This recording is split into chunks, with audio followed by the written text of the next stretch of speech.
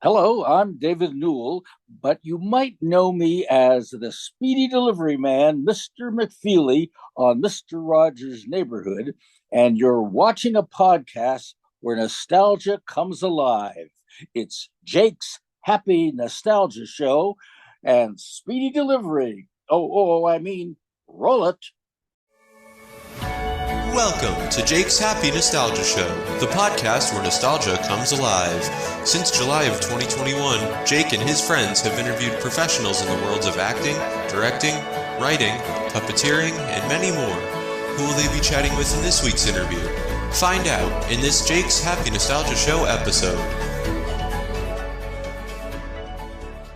Hello everyone, welcome to this episode of Jake's Happy Nostalgia Show, where nostalgia comes alive. Happy you're here with us, thank you for joining. Of course, as always, I'm your host, Jake Deffinbaugh. Me today, of course, our co-hosts, Chris Bixby and Matt Bingel. How you guys doing? Doing good. Doing good. Hi, everybody. How are you, Jake? I'm doing great, Matt. Thank you for asking. Chris, Good. what do we have for today? Yeah, I was happy you're here with us, folks. Today's guest is a director, writer, and producer. He directed and wrote for the long-running PBS series Mr. Rogers' Neighborhood and is an executive producer on the PBS cooking show Ciao Italia. He also wrote and directed projects for Disney and a lot more that we'll be discussing throughout our chat. Please welcome Paul Lally. Paul, happy to have you here. My pleasure. Glad to be here. Wonderful to hear. Yes, Means a lot. pleasure is ours. So could you tell our audience a little bit about yourself and what you do?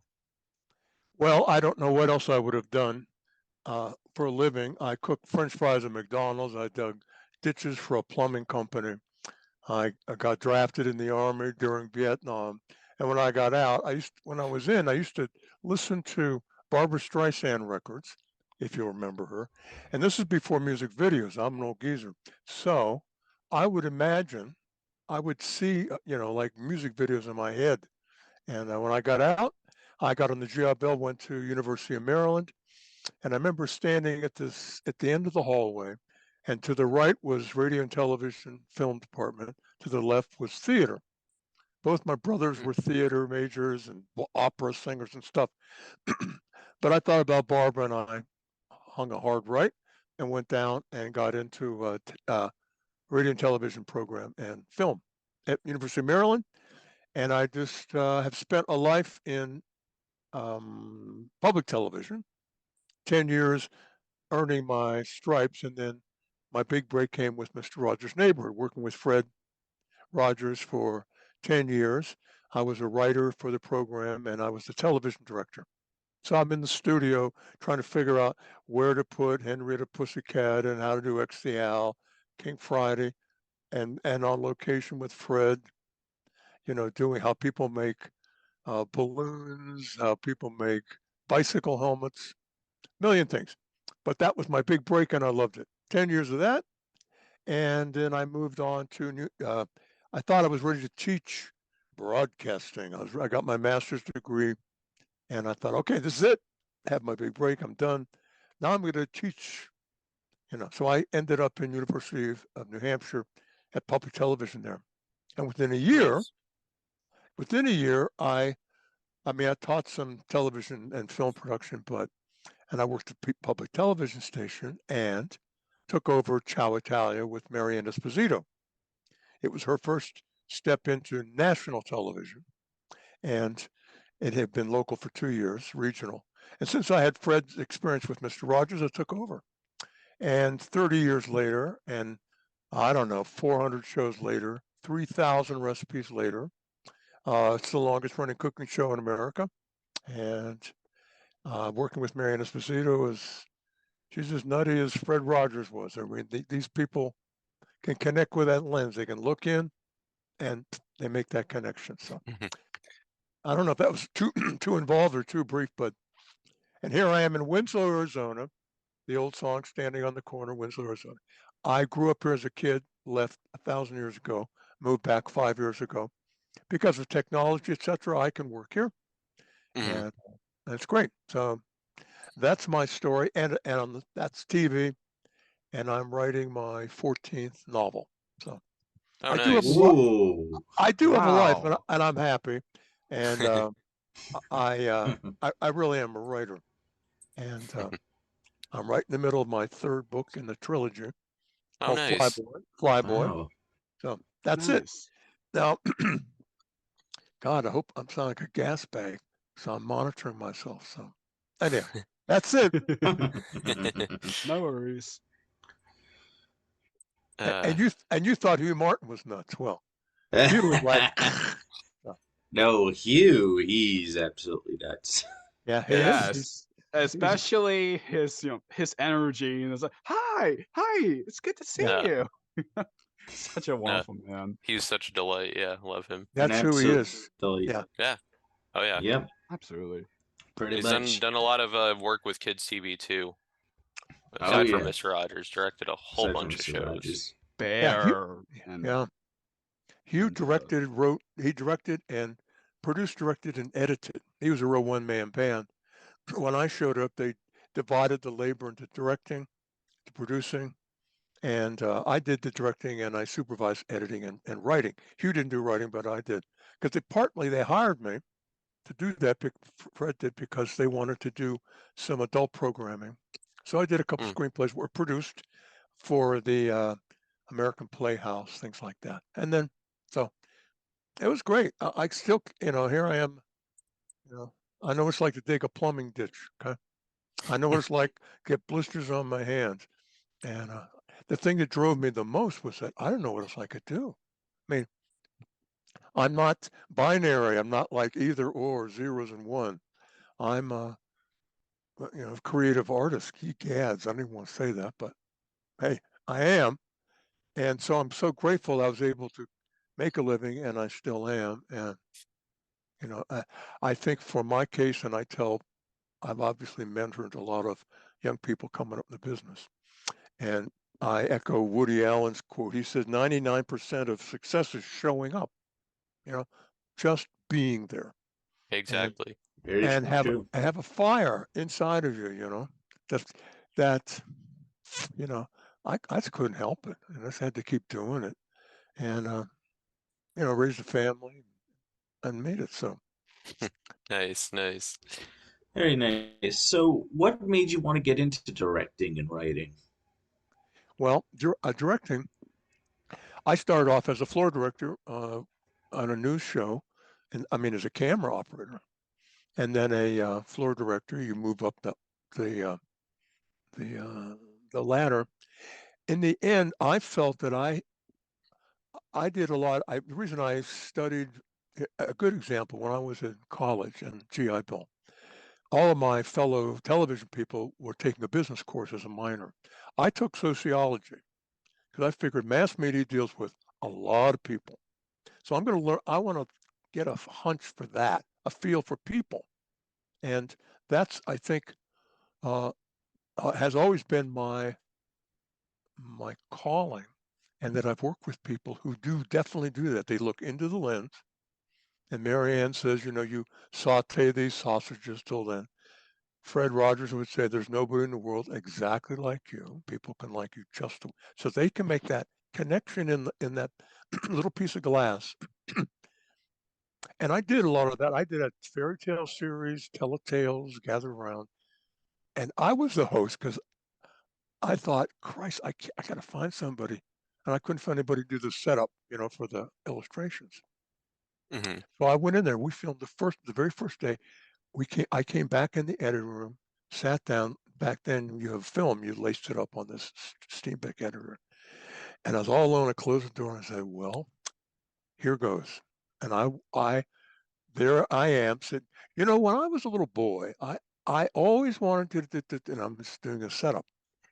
And I'm there going, wow, that's him, not me. I buy it. I'm so relieved because it meant that I knew what it took to have you get sort of split your brain off. Even while I'm talking now, I'm looking at a lens. I have a little monitor camera at the center of the screen. So when I'm talking to you guys, I'm looking into that glass. I'm not. Okay, see the difference? Now watch. Right. Yeah. That's it.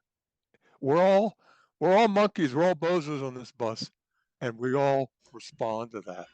And You know, I do it as like a professional mind thing. Marianne, no, Fred Rogers, they just who they are. They didn't give a damn. My rule was take away the camera. Will they still do that on the street to somebody? Yeah. Okay. It's just who they are. Yeah. So I had to learn as a director to basically leave them the hell alone. Set the scene, keep it, give them the environment where it's all them. Once that camera's rolling or film's rolling or the video's rolling, that and Fred was a master at it, so was Marianne. But they didn't think it through like I'm doing it right now with you guys, because you're media wired, they're communication wired. They want to get something out. Right, yes. They want to do that. And Yeah. they're excited about it. They can't help it. Stop me before I cook again, or stop me before I. It's just so I've always felt. I'm obviously answering very long, rather than me saying, I don't know, I just liked it. I'm not stiffing you on the answer. So, but I really got into mass communication and studied it and felt that. So I brought that to a TV studio where I was just this lowly part-time camera operator. But in my mind, I wanted to be the boss. I mean, it sounds lame, but when I was in the Army, I was I was a sergeant. I got up to a sergeant, and I could just, I feel like I can handle something like that, and I wanted to do it. I mean, I've worked with terrific camera operators, terrific team, all these people, but in the end, I'm wearing a hat today, and I'm not, anyhow, but it's there. Here's the deal. In the TV studio, there's 1,000 lights, and guys, bright shit. It's just terrible. So my thought was that someone comes in and there's a lot of people doing stuff. So someone walks in and said, who's in charge? What's going on here? Who's it? Whatever it is. Who's the guy or who's the woman? And they would go, that guy over there in the hat. Boom. And the the, the bill kept the lights out of my eyes, but it also meant I was other people had hats, but it's that guy with the hat. So, and I like that feeling. Here's the rule. I have 2 grown daughters now. I have a couple, 5 grandkids. Sarah, my youngest one, when she was just a teeny baby, maybe 3 months old, 4 months old. Now make it about 5, big enough to be happy and stuff, but not walking. I would get her and I'd throw her up there and catch her. Throw it, and I'd watch her face, and she's going up, whoa. I mean, she was not frightened. She was thrilled. And down she came. And I would do it all the time. And when my mother would ever stop to visit, she would like have a heart attack. It's like, my God, seeing me. I mean, I'm throwing that kid up maybe 4 feet. And they're like this. And I did it with Gabriel, too, my other daughter. And I still remember I said, Mom, it's so simple. There's one rule, you don't drop the baby. Mm-hmm. You just don't. There's no excuse. And no matter what happens, you don't drop the baby. So I've kept that phrase in my work ethic for years. Fred Rogers used to use it, or he would say, I said, we can't drop the baby on this, Fred. Got it. And the same thing with Marianne Esposito. We can't drop. We don't know if we should do this. I said, it's going to be wonderful because we can't drop the baby. And I'm sorry, but there are no dead kids, and I never dropped a baby. And Marianne and Fred Rogers never screwed up. It works, okay? But it's a tough rule. And it works. So don't drop the baby. So, do you remember your first kind of professional jobs as a director and writer? Sure. I mean, when I worked for Children's Television International, after my working in public television as a camera operator, and I got into a job with them, and I produced, directed, and wrote short films. These are like 15 minutes for in-school programming. They don't probably do that much nowadays, but back then they'd wheel in the TV, and the students would sit and watch a 15-minute program. The teacher would have a syllabus to go along with it. I did a couple series that way, and I learned to write. and direct and do everything. And it was on film, and I edited. I think I edited it too. So I couldn't drop the baby. See, and it was my big break. I just worked my ass off. This was before Fred, so I really got into being the boss. Okay? Mhm. And when I got to Mr. Rogers, within about a month, I realized, oh, I'm not the boss, the producer. I'm the director and I'm the writer. And deep down, I went, shit, that's not what I want. But I love Fred Rogers. And it's like, one of the apostles saying, I don't know, I'm not cool about this, Jesus. I'm out of here. So I had this conflict of ethics and philosophies, and I stayed because I really love Fred and I love what we were doing. And it was a big ass, national show. And Oh, yes. so it all balanced off. But deep down, I kept saying, I don't want to drop. I want to be the one not to drop the baby. So, in varying degrees, you can as a director, or editor, writer, lighting director, props, stuff like the properties. Uh, in my case, I just needed that. So, and it's just my particular sense of, and not necessarily competence. I'm not a jerk, like, oh, I can. No, I'm just me. But I have had too many occasions where something has worked. The team has got together. I have a 25-person crew when we film or we tape Marianne show in a studio. That's a lot of people. And Oh, yeah. everybody knows that they can say anything about something's going on. And a lot of times, this is a secret, they'll say, I don't know if you want to move over to whatever the suggestion is. Even though I was going to do that, I go, let's do it. So what I'm saying is that, I don't own this thing. And they'll remember that I took their idea. B, it's their turn not to drop the baby. So they go, it's that sense of unifying. And what you get is a family and all these cliches. But in the end, all of us are just a simple family. I don't care. I'm talking, in a podcast and I'm in Winslow, Arizona, that I'm able to go up and down the scale of philosophy and way of living and things like that, that I kind of use that in my daily life. So I had PT this morning. I have a bump shoulder, hurt it. So everybody there, I mean, I'm in the same, we're on the same boat. We're all bozos on the same bus. And I'm that kind of person. And I have worked in a mass communication business that lets me do that. And I'm very grateful. And I still am. Here's the last, I'm worse than Hugh Martin. He's going to kill me. I'm getting all jacked up. But here's the deal. Okay. People this is the simplest thing. People want to love and be loved. Everything, and I mean everything else, is interesting commentary, but it's commentary. Okay. So who's not going to not want to feel love? Okay. So Exactly. I can Yeah. boom in on anybody, and it helps that I'm 6'4" and I'm effusive, but I'm a nice guy. Yeah. And Hugh Martin, same way. People just respond. I like it when people are that way with me. So people want to love and be loved. Remember that. And that's it. Everything else, go for it. But Yeah. do that. And, and I'm glad I'm not 25, in the middle of, this trying to stay alive in the business and being with all kinds of different kind of people. And, there's a lot of assholes out there. God Oh, bless yeah. them. God bless Mhm. them. They just are. And doesn't mean you can be one. It's Right. Yeah. Right. Yeah. okay. Yeah. Keep going. Yeah, exactly. I'm Mr. Gasbag. This is what you get from me being an hour later. I wasn't ready for this. That's okay. It's fine. No worries at all.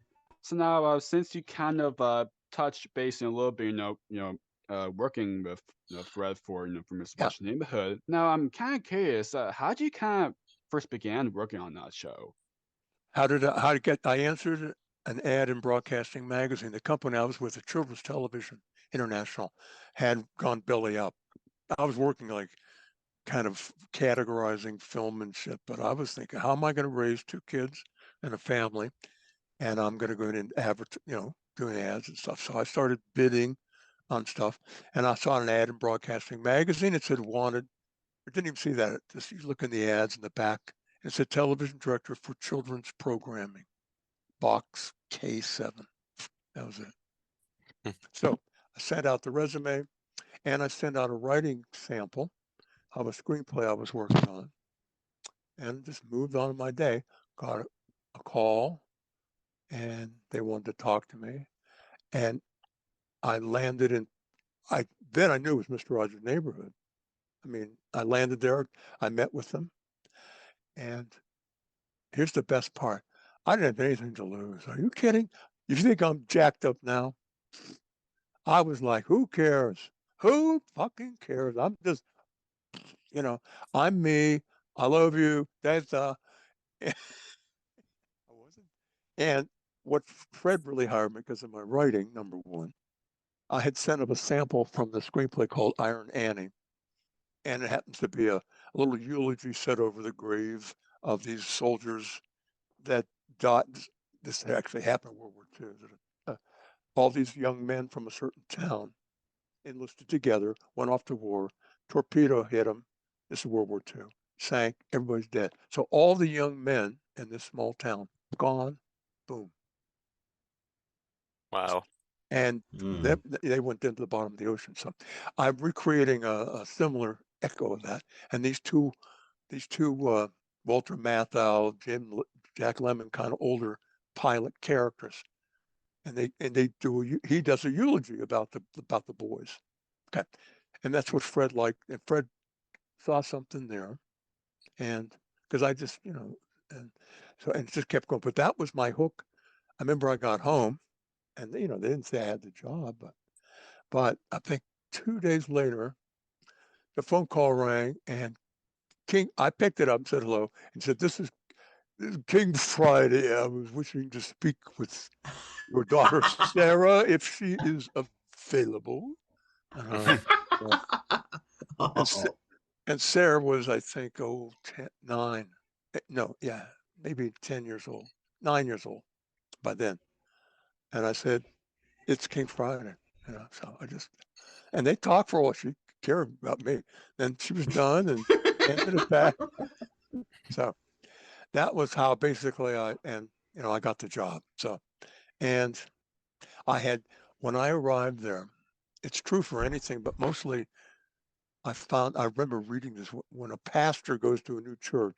Fred, incidentally, is an ordained Presbyterian minister, but his ministry was television. That was his church. He thought he was going to go to church once he got his thing, but he said, "No, you stay there."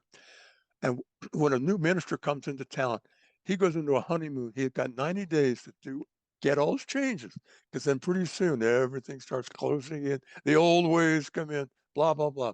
But he's got 90 days.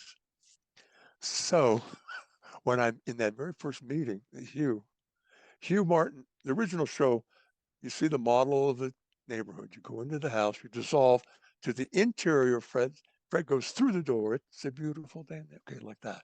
That's the standard open. When Hugh was there, Hugh was very visual, very gifted. He said, "I'm gonna have that dude walk down the side street, then go up the steps, and then go in the door." Okay. Yeah.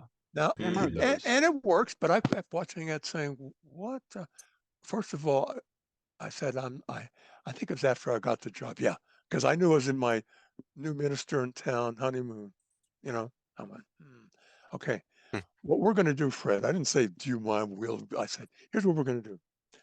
And we do our standard zoom into the house. And when we dissolve, I want you coming through that door. I don't want you walking sideways because it's like this.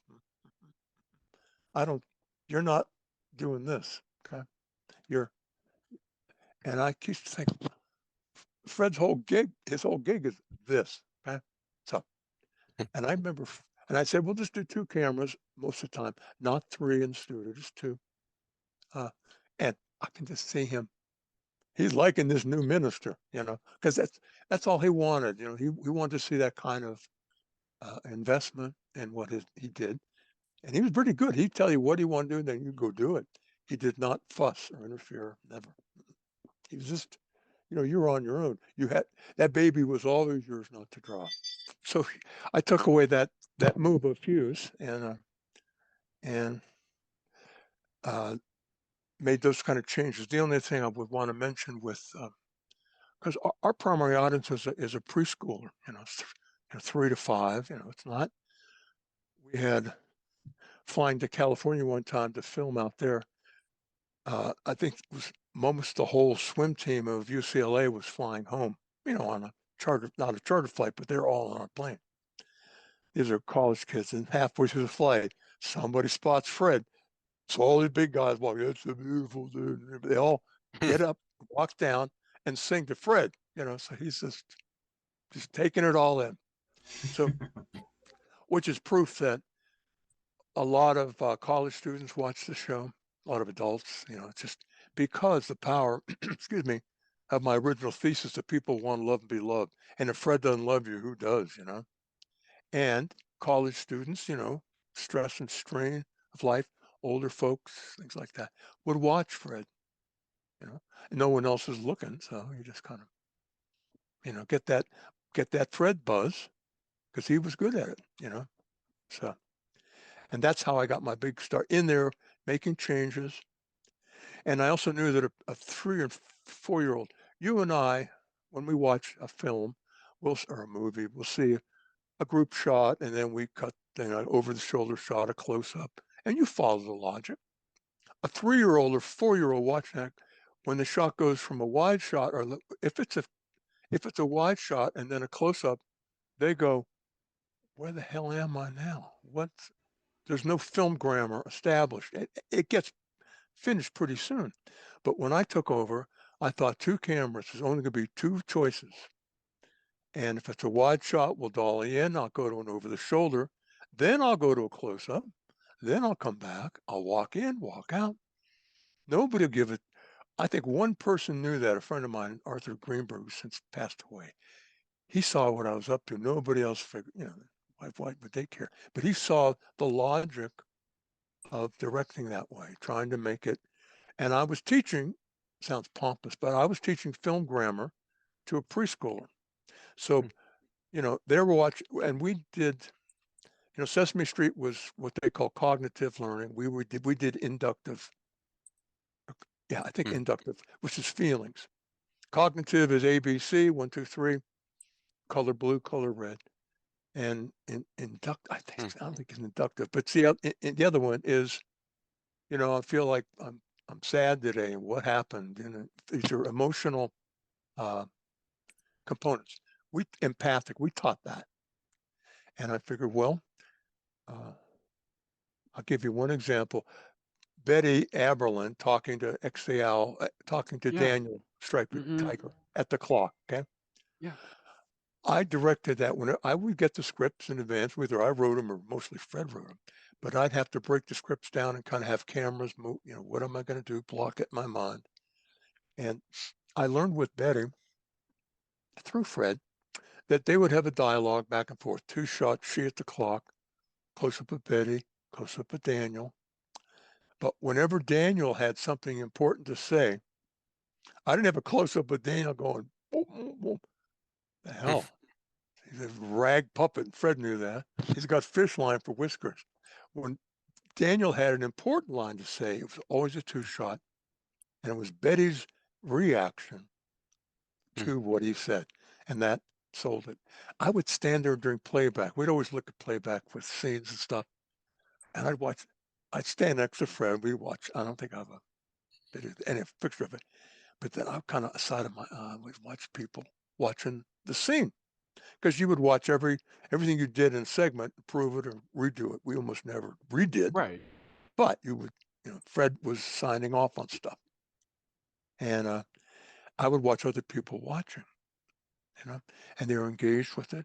And I said, and I've learned that with Betty, and that any kind of a lot other directing, they'd have,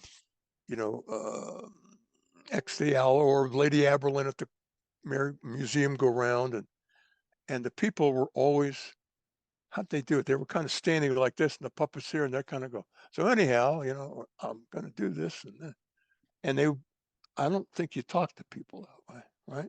Unless you're in a firing squad, you're both going to die. Otherwise, you look at them. So I would arrange the blocking.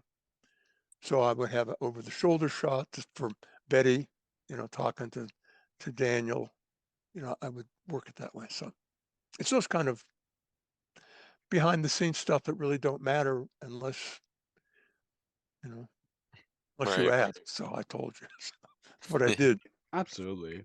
So, neighborhood of make believe. It's so. I think that was a great segment to have for the Oh for the yeah. series, and then the kids, who are actually watching it, kind of, if Daniel or any of the characters felt the same way, the kids will react the same way. Like what happens if their parents, thought that they're going away or something or Yeah. those type of stories like that. Of I think course. I think that was great for them to have the to have that To have something that kids can relate to. can have Yeah. if Very if important they're in kids. concerning. Very Oh important yeah. in children's shows. You always want to, have something that kids can relate to. Oh yeah. Yeah, Fred exactly. leaving, he'd always say, "I'll be back when the week is new," and Yeah, he would come in. I mean, giving you stuff you probably know, but if not, he came in. There's a reason he took off his jacket, a reason he put on a sweater, a reason he put on sneakers. It just meant I'm going to spend next half hour with you nonstop. As me as a director to make it feel like it was no break. It was, and then I'll see you next time, and away he goes. And it's for kids who have abandonment issues or to see that um, it just works, and it's on television. Give me a break. I mean, it's glass, it's electronics, and that stuff works. And that I think it's worth cheering about. That you got to be a magician, you know. All of you working in your various technologies, you are accommodating the media to do what you need to do. So it's a partner with you. All the bells and whistles. And Oh yeah. I think it's exactly. marvelous. So Absolutely. Absolutely. So I'm curious, are there any episodes that you wrote or directed that stick out as some of your favorites? sure, the swimming pool one where they dig a pool in a neighborhood of make believe, that Hmm. was dealt with the economics. We did a thing for the Department of Labor or something, like they gave us some money for it, but it's to teach children uh, money, exchange of, give and take and that kind of thing. So if you think about a 4-year-old, how you teach, or 3-year-old, what do you do? And digging a swimming pool was the whole thing in the neighborhood to make believe, and they run out of money. They have enough money to dig it, not enough money to finish it because the pipes break, fills up with water. So they get the pipes fixed, return everything to normal. So that's the premise of of Southwood. Neighbors come in and help. But the challenge there was to say what symbolic things, because children have a bullshit alarm that never goes off. That's what Hemingway said. Human beings have a built-in shock-proof bullshit alarm. Okay, so we know when some this is bullshit, and children especially, you can't say, money is a fun, fuck, no, you can't do that. No. So Huh. I remember researched it with Dr. McFarland, Fred's advisor, and she said, well, she's like this, she's like Buddha or something. You have to listen to her kind of sideways because she was so brilliant and read between the lines. She said, with supply and demand, if you think about it, it has to do with potty training. And I'm listening, saying, all right, let's do this. She said, a child is there with the parent. And the parent says, you have it and I want it. Meaning I'm trying to train you to pee in the toilet. You have it, I want it. And that sense of give and take And then I thought water, and because water is like a big symbol thing. So I said, what if they're built, so and it took from there. I started from the neighborhood make believe and worked my way out. So we went to the treasure, we showed children how people make 25-cent pieces. We went down the National Mint, I think in Washington, D.C. We went to, his visits had to do with other elements. But the storyline, the thread in Neighborhood Make Believe was that building a pool, run out of money, people help, back to normal, and they've contained the water that was spraying everywhere. And I had to make it look like Studio A had the big ass hole, in the ground. So I worked with our art director, Jack Guest, and he figured this thing out. It looked so real, and like a miniature castle at the top, and these people are down with this dirt everywhere. And we would punch up the feed while we're taping into the WQD offices. People just have it on the screen. And one of the program director came running down. He was like, "Holy shit, what?" I still remember he came into the studio. He totally had bought it. He knew it was impossible, but what he saw was a big pit dug in Studio A, filling with water. It was just a great effect. So I have a fond memory of that series of shows. So, and it was Nice. a whole week. I read to write, for the whole week. So Nice.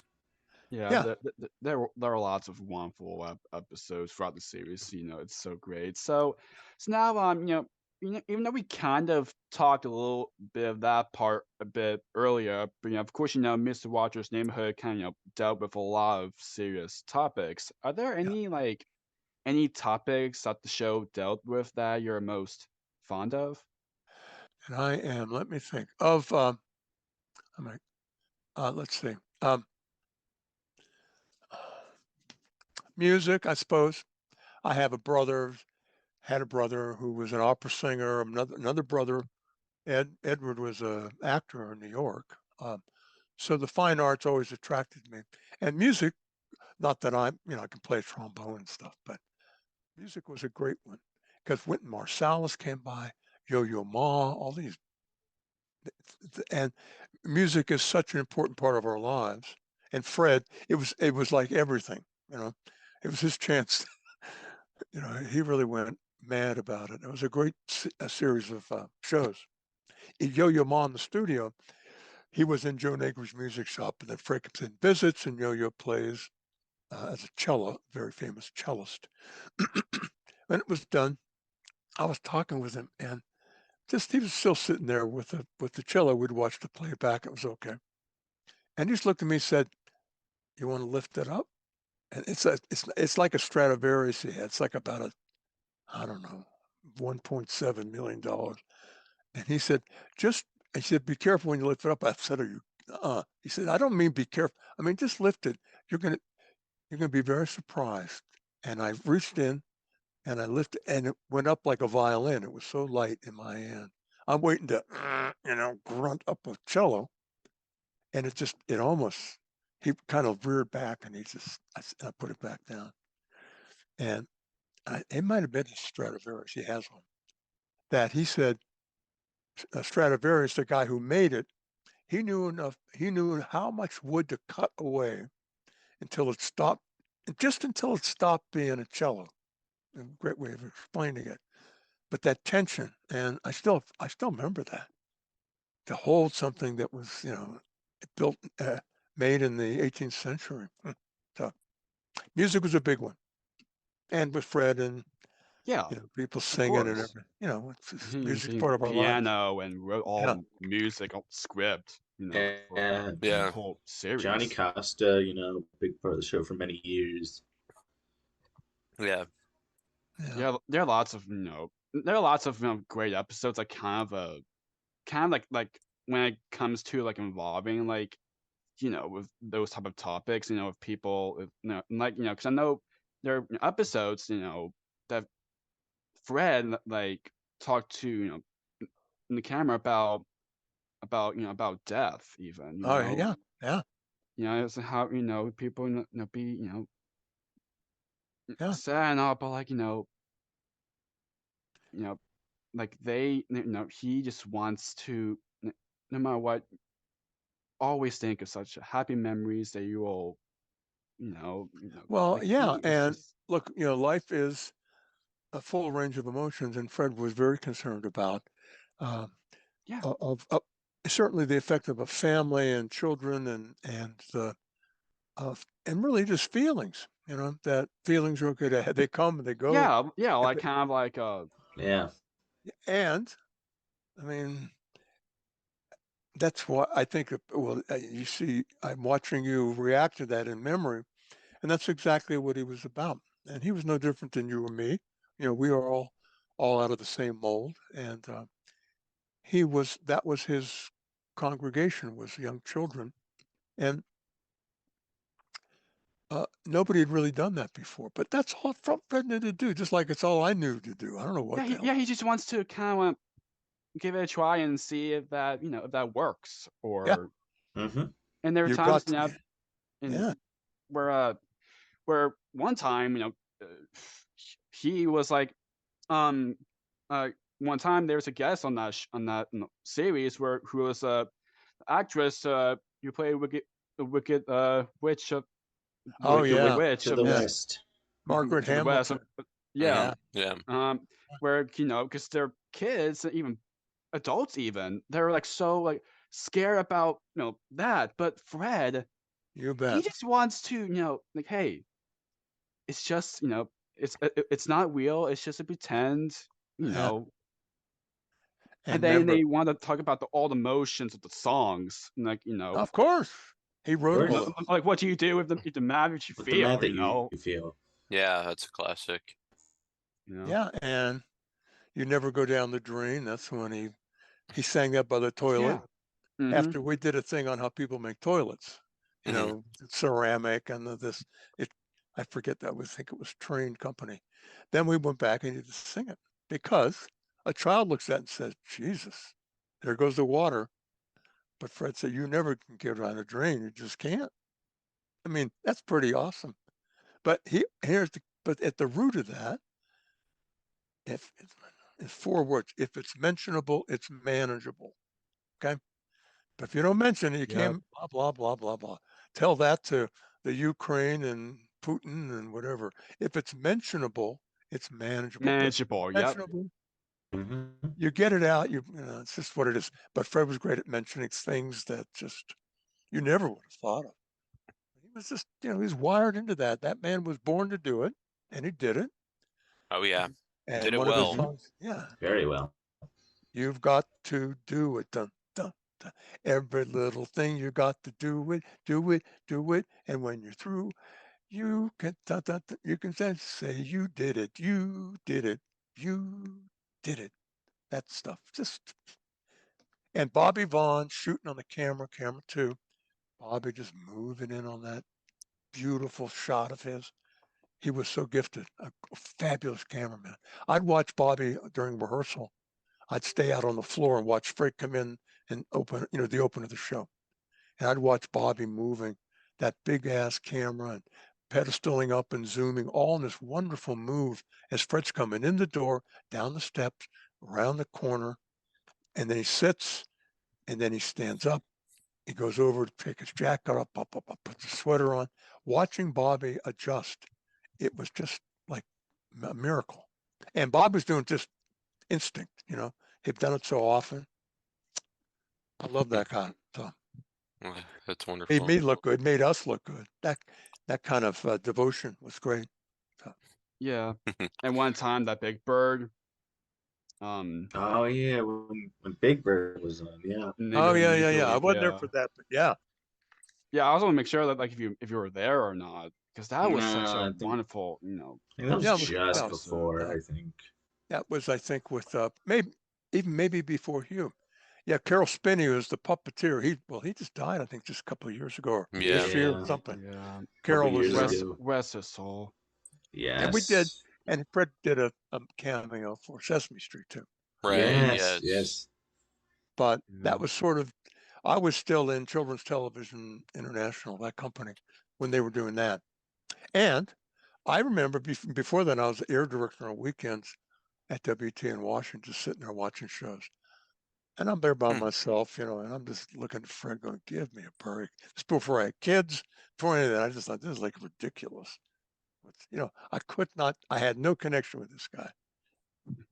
Guess what? Who directs for him, writes, is like a apostle, Jesus, me. But I didn't know that. Everybody knew, unless you have a vested interest, it's okay. So, but I didn't. I will say this, okay? And this is the truth. I know it's suitable. I had to support my family. I knew that. I'm bidding on commercials in town. This is back in the late 70s. The company I was in folded. I'm out just picking up work wherever I can. I answered that ad for broadcasting, wanted, and I also had met that, I think a day before, down in Washington, D.C., in the Blue Mirror Grill, talking with these two guys who wanted to do a movie called The Senator's Wife. Okay? And it was a porn movie. This is like 1979. And it was a 35 millimeter. We had a very good discussion. And I thought, okay, and I'm thinking the next day, then Fred offers, at a certain point, nobody offered me the real job that was in limbo. And I thought, which way is this going to go? Because if it's The Senator's Wife, it'll be the best movie ever. It'll be the best porn. I don't care. I'm indifferent because I got to support a family, and it's the universe. Or it's Fred Rogers, Mr. Rogers' Neighborhood. Ain't that something? And the call comes, and I, with some relief, I take the job with Mr. Rogers, and I tell the guys thanks, but something else came up, and I had to wait about a year before I told Fred that story. And he loved it when, I told him just what I'm telling you now. I said, Fred, I didn't care. He said, I know. I said, it didn't matter. I said, I know. It had been The Senator's Wife or me. And I said, I know, man. But, and I think and I'm telling you that as a sense of determination to use whatever talents I have or whatever the hell I had in me to stay alive in the world, contribute where I could, and also just sort of trust, I'd gotten through being in the military and during Vietnam, and I'd gotten through all that, and I was still pumping, man. So I'm very glad that I didn't have to do that movie, because I don't know, it was just a stupid script, but anyhow, I didn't write it, man, and I didn't direct it, and I don't even know if it ever got made. I ought to look that up and see if it's. I don't even know where you look, but it's too long ago. I mean, it should be on YouTube or archive.org or something like that. If it got made, even. Yeah. Right. Exactly. It'll say not directed by Paul Lally. So yeah. Too funny. Exactly.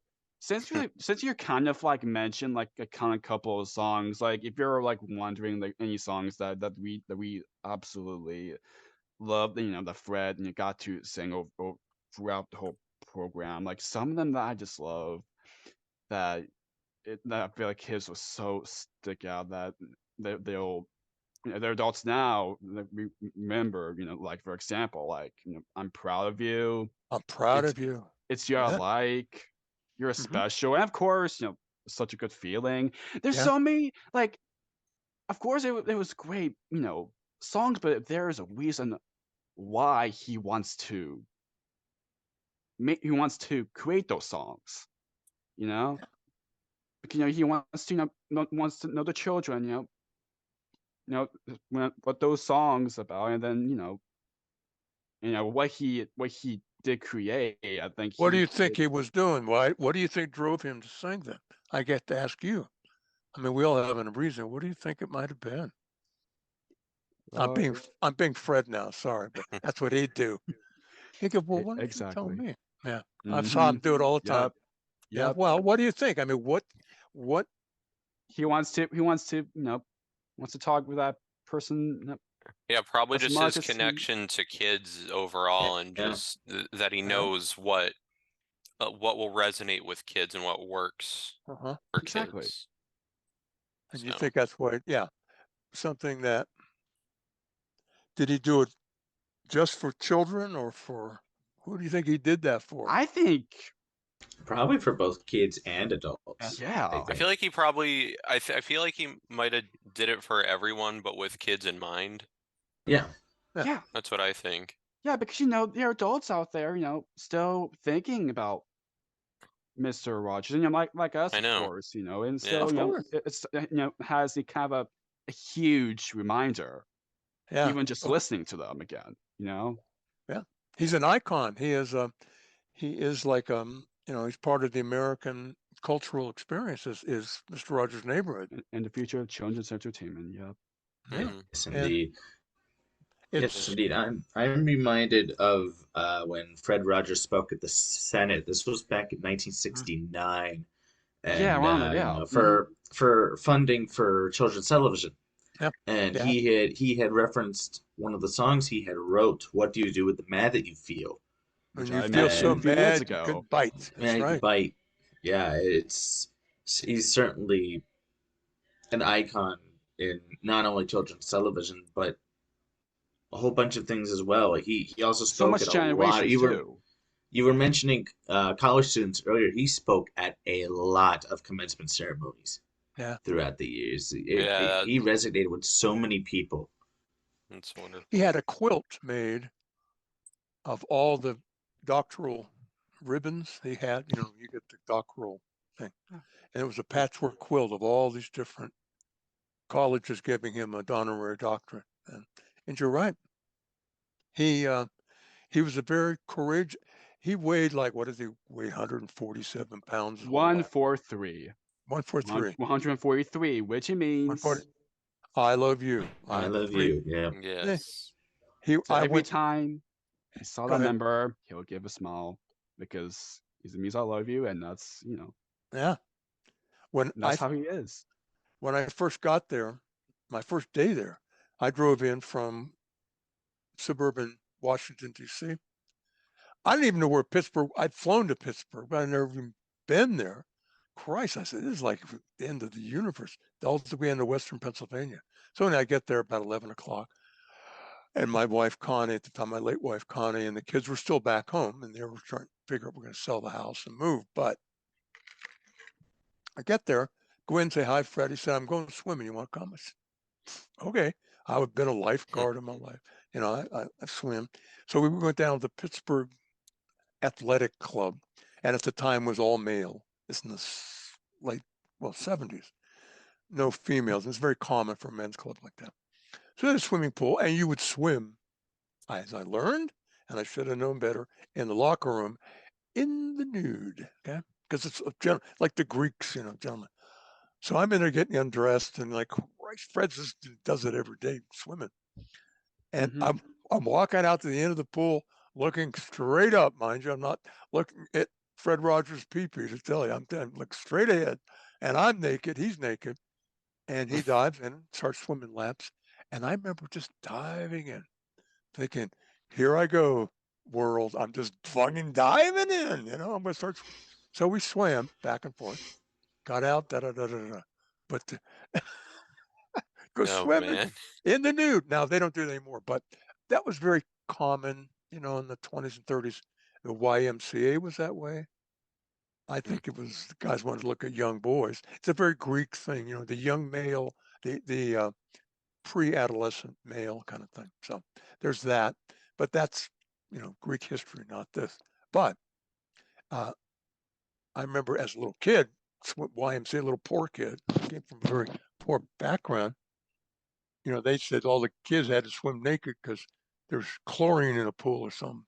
But remember what I said about a built-in shock-proof bullshit alarm? Something told me it's not the damn chlorine, but what the hell? I'm just a little fat kid, what the hell? But Fred and I, we were adults. So we filmed that, and later, not that, excuse me. We filmed a sequence where he does go swimming, and he always weighs himself when he gets out of the pool and does that. But the sequence we filmed was Fred was wearing a bathing suit, I'm sure, and you may have seen him. We filmed underwater. It's very dramatic.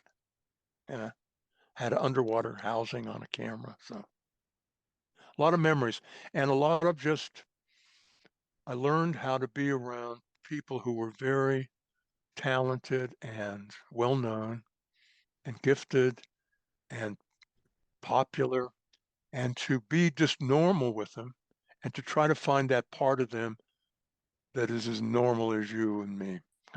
And just do that, because otherwise I'm like, I get impressed like anybody. You see somebody out of context, it's something.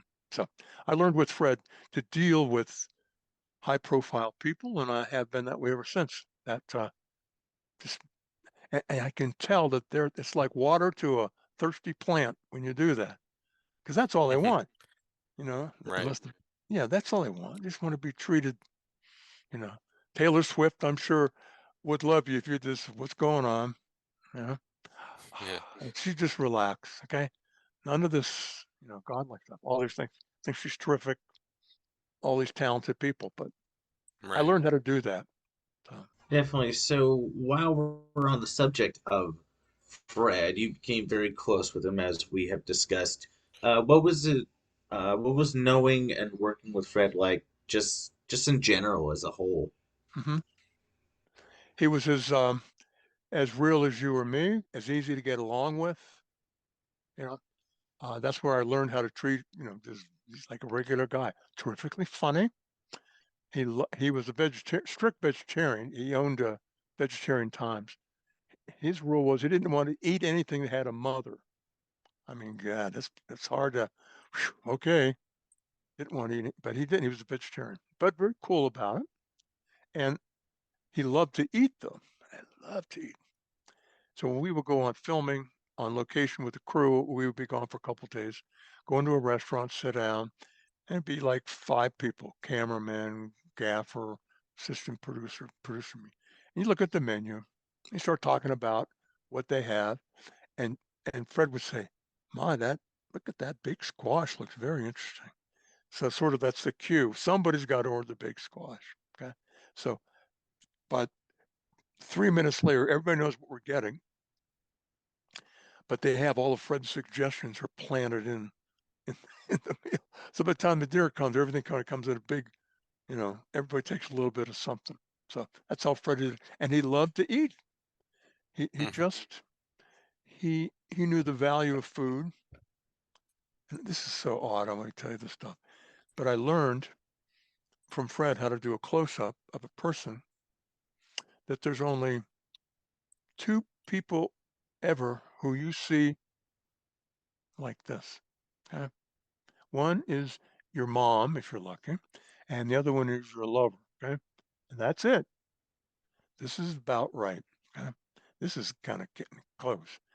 But Fred would be pretty much a chest shot. Okay, and when he would sing a song, and I knew the important part was coming, and Bobby Vaughn on camera too does this little teeny creep in. See, I'm just creeping in, and he's singing, and dun, dun, dun, dun, dun, but it never gets here beyond. He said it's the mother's face at the breast. I remember said that. If you look up as a little baby and your mom was nursing you, you would see this. I mean, give me a break. I mean, that guy, he was tuned in to the very reality that's in all of us. So, and yet he's a funny guy. He drove like a nut. Uh, he understood um, his role in life, and he didn't take himself ever seriously. You know, just like none of us. We don't. We know who we are, and but he was very courageous when you mentioned his testimony before the Senate, that he basically saved public television that day. Because I forget the chairman. He was a Rhode Island senator who said, "I think you just saved whatever." He said, He "You just saved." earned the $20 Yeah, million. yeah, Yeah, yeah, That was yeah. a lot of money back then. That's right.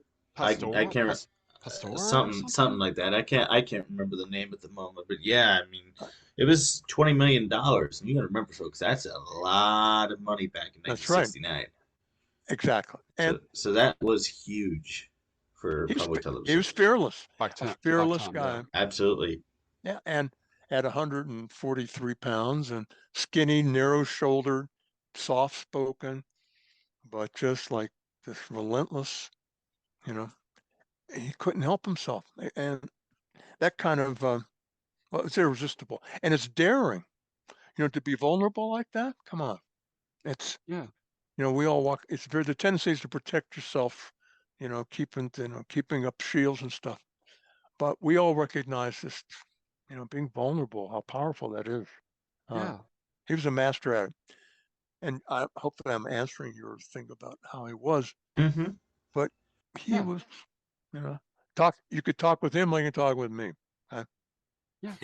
But somewhere in his head, he knows how important that is. So he's not going to bullshit you. He's not going to soft pedal it. He's just going to be honest with you. Yeah, he And wants look, to do that to everyone, no matter what it is, no matter what he sees. He wants to be that, just that. he would always find the very thing you're most proud of. I saw too many newspaper reporters and magazine articles. The show with Tom Hanks that did Yeah, that Beautiful did Day in the Fred. Neighborhood. Yeah. Yeah, That's Mm-hmm. based on love that movie, by the way. it's based on a writer from Esquire magazine who did an interview with Fred. I know this guy. He went in expecting, oh, brother, I'm going to do this puff piece on Fred. And more than once, I was in situations where an interviewer would start talking with Fred, and within about a minute, he'd turn the conversation around, and Fred would say, "Well, when you were little, did you always want to be a reporter, whatever?" And he would begin, and he would just pretty soon, blah blah blah, and you could see these people, both men and women, realizing they can't help talking about themselves because Fred's interested in them, but they also know that time is money, and they're there to do an interview with Fred, but he's interested in them, so Yeah, and Mm-hmm. and that the Tom Hanks film was based on that story, basically, that he Right. did that, and plus I thought it was very good. I liked it a lot Oh yeah. me because too. it Oh, yeah. wasn't all about Fred. It was, and thank It was God. about one of his friends, Lloyd. Yeah, and it was about the Esquire writer who had family problems and just whatever. And that was Yeah, pretty neat. Yeah, I like that.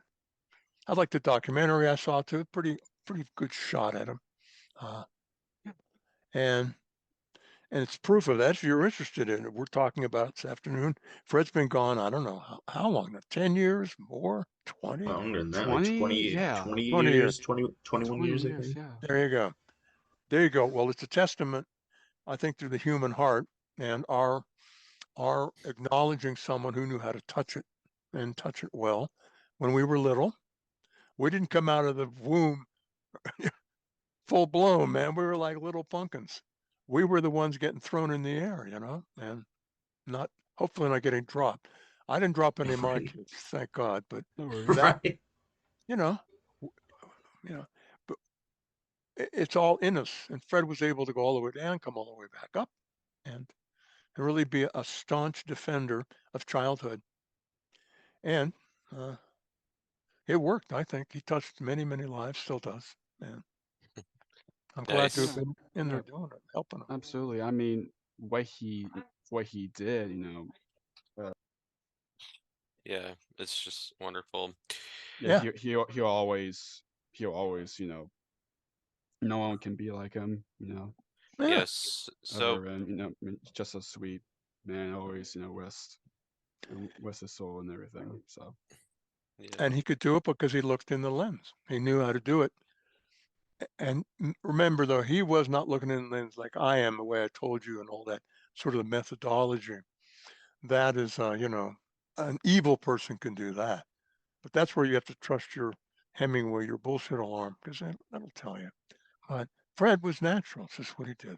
And same with Marianne Esposito. She just loves doing what she does. And plus, she loves, once we roll tape, we don't stop. So she's in charge. The minute, we point to her, we've planned out the show and I figured it all out, but she just goes. And it's pretty much, I don't have to edit it, it's to time within reason. Yeah, so And- Exactly. moving on from Mr. Rogers, you also wrote 2 screenplays for Disney. Can you talk a bit about the ones that you wrote? Oh yeah, I did one called, Red Riding Hood, that they produced. This was very early on. I think it was before. I don't know if it was, it had to be before I started with Mr. Rogers. It all happened all sort of at once. Yeah, I wrote it for my daughter's 9-year-old Sarah at the time. Girls go through what's called a false adolescence at 9, and then they kind of go to sleep. There's a certain vague sexuality that emerges, but it's all fantasy, like princes kissing them, just very that kind of thing. Then it goes to sleep and then back up. That's a lot of fairy tale research that I did with Bruno Bettelon. So I did Red Riding Hood, which they produced. Uh, Disney, Disney, I don't know where they do it, but they produced that. I wrote one, Hansel and Gretel, as well, and that was, I don't know if you know, Maurice Sendak was a Oh yeah. famous illustrator. He was all wild about Okay. wanting to do that, and it was with many things, it didn't work out, but I got paid for it, so to speak, and I got to write it, and I had those 2 screenplays, and I was doing that mostly because, the other company was sort of in between jobs, and I don't know, I was just doing it. But I remember doing it for Sarah. Here's why. Because at night I come up, and by then I was doing the fairy tale series for kids, or I would play the audio tapes that I did, and they go to sleep at night. And Sarah and Gaby in the same room, and I would kiss goodnight to Gaby and turn on the cassette. Then I go over and kiss Sarah goodnight and see you in the morning. And I remember one night I bent over to kiss her, and Sarah's like, and I looked in her face and I said, "That's what a little kid looks like, just before the prince wakes her up in, that's like a prince kiss, waiting for the kiss." It's not me. There was just something that turned to her cheek. And I remember that was a seed in my head. So when I got into this whole thing about fairy tales, and I wrote a screenplay, I did one that has, the research. I don't want to get too much into it, but the hunter and the wolf is the same person. It's a male. It's differentiated. That kind of stuff. And it's just But it's a great. They bought it. Then they said, "We'll pay you more money if we produce it," which they produced. And I was thrilled. And I think right around then I think Mr. Rogers happened. So it was like, whoa, get a load of me. Like I thought I was hot stuff. But, you know, not really, but I was going from, having no money to something. I didn't save the copy of the Mickey Mouse check.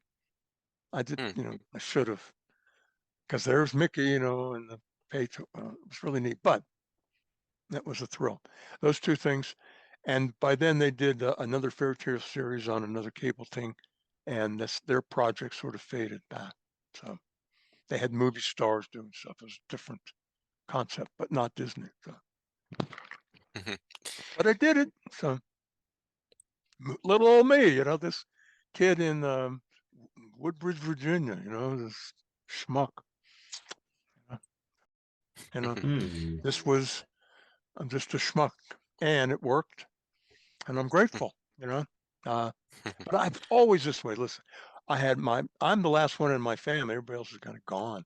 My brothers and my sister. But my brother Ed, who is a theater actor in New York, when I was 4 and he was 6, and I was in the sandbox, I'd always say, "Come on in, man. Come on, you got like all these trucks going on." He said, "Oh, Jesus, he didn't want to do it. He wanted to go climb a tree, go be active, very athletic." And I'm down in the sandbox saying, "Oh no, they're going to the cliff, and what's going to happen?" I'm getting all invested in the sandbox. Okay, so now I do, and I've asked people to get in the sandbox with me for many, many years. Come on in, whether it's novels that I'm writing or whether it was screenplays I was writing. Come on in. Let me just. What if? And I just I just love to do it. That's just how I'm wired. But think of it that way. When I was 4 years old, a little boy, my dad had died in a terrible accident and leaving a family out of luck. And there I was, just playing in the sandbox, but being dead serious. And I'll leave you with this one thought that I think it's Kierkegaard or one of the philosophers might say that the sense of when a person's drowning or alone in the ocean, water everywhere, and the ship is sunk, and they spot a piece of wood out in the distance. And the look in their eye when they're going for that wood, that look and that intention is everything. And I have done that my whole life. That, that look, I've had that look in my eye. I'm being fun and laughing and jacking around.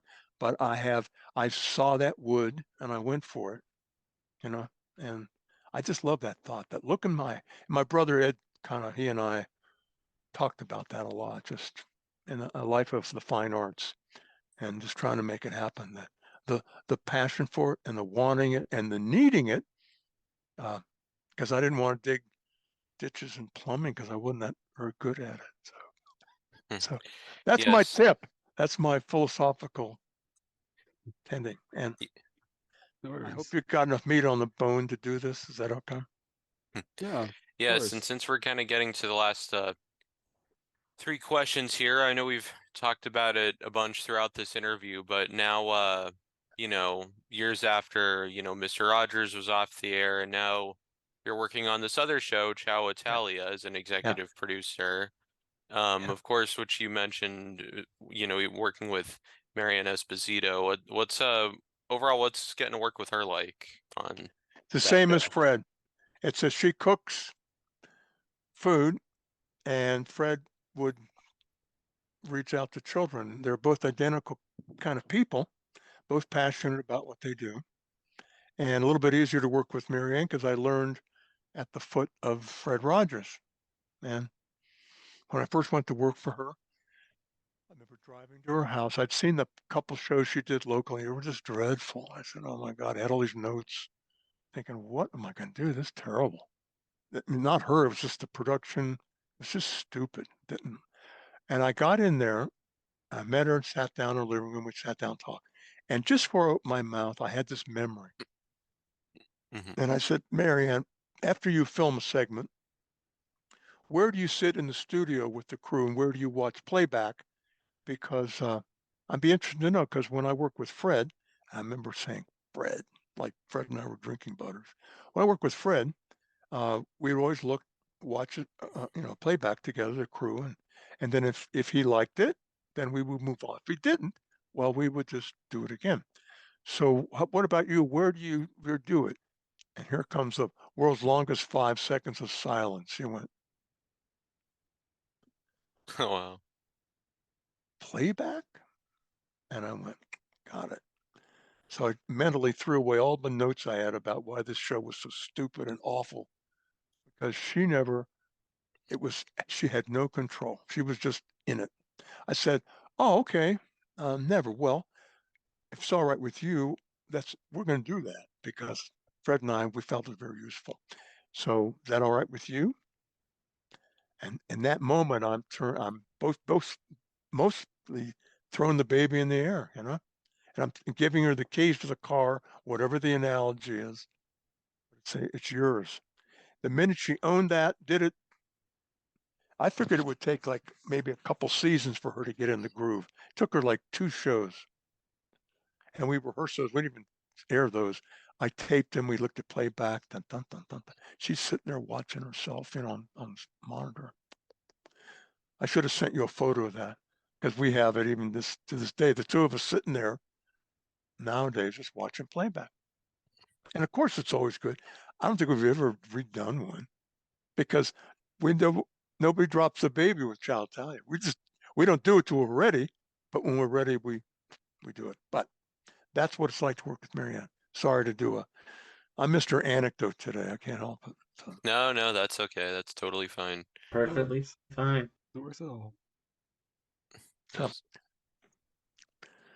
Anything else there, Chris So, or Jake? What's up? So since we're about to like what Chris said about getting close to wrapping up. So I'm kind of curious. Can you share any projects you're currently working on?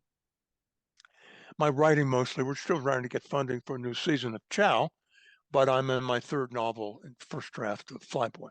So that's Nice. what I get up at 2 in the morning, 2:30. I write every morning, make breakfast for my wife who leaves for work, and I take off my writer's hat and I go to other stuff during the day. But I get up in the morning and write. So Nice. 13 novels later, and yeah, so that's what I'm working on, and I'm helping trying to get funding because public television, for Ciao. I Nice. have put all the shows we've ever produced. I've gone in, stripped out all the underwriting and all the kind of stuff, or it's content only. So think of it as Marianne's life work. Fred Rogers, you really can't have access to anything he ever did. You have to kind of sort your way through. But Marianne, Ciao Italia will have its own. We have a very good website, but all the full episodes will be one of these days available that we ever did. You just go in and look at them. Nice. That's my gift to her, because Fred didn't get that, and I was determined to do that. So for the past 3 years, I've been going through the shows, editing, trimming, and that's technology. I could do it in Arizona, so it's okay. So do that. Yeah. And I cook and take care of the cats, feed chickens. It's what I do. That's great. Can I wait for more novels? Oh yeah, release and well, more to come? go to paul-lally.com or Amazon. Just put in I do Kindle publishing, did some I did independently publish. So it's great. And Nice. I like it. Nice. So the last Wonderful. question that Matt's about to ask, the question we ask all of our guests at the end. Go ahead, Matt. Thank you, Chris. If you folks didn't catch it the first time at the very beginning, this podcast is called Jake's Happy Nostalgia Show. When you think of nostalgia, what do you think of? Or in your own words, how do you define the word nostalgia?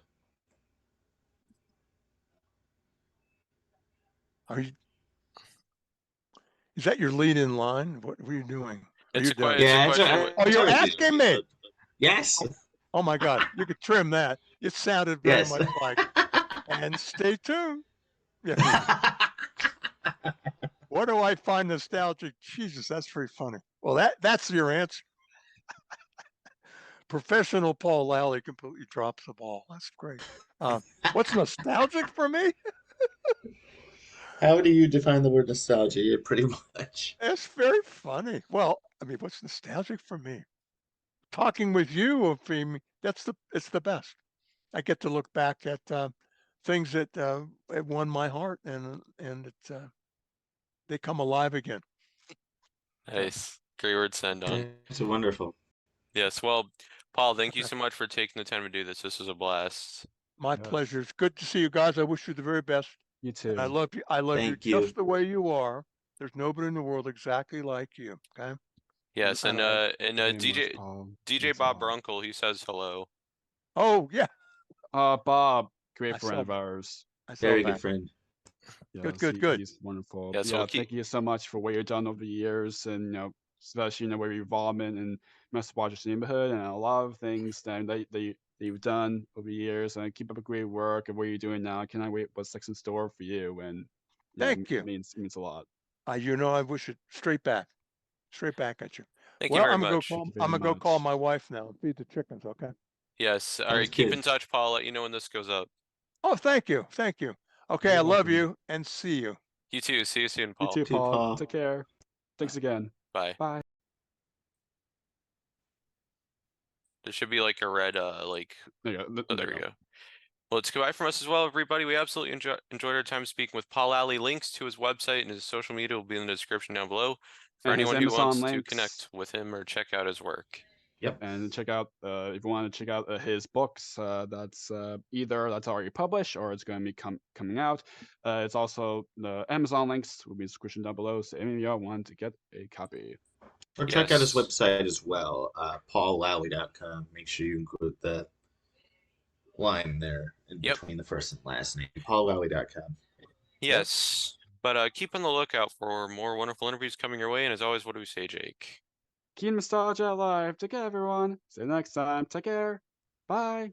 Don't Bye. drop the baby either. Bye. Yes. Bye. Take care. Thank you for tuning in to another wonderful Jake's Happy Nostalgia Show interview. Be sure to follow Jake and the crew on social media and stream the show wherever you find your favorite podcasts. And as always, remember to keep nostalgia alive. Bye-bye.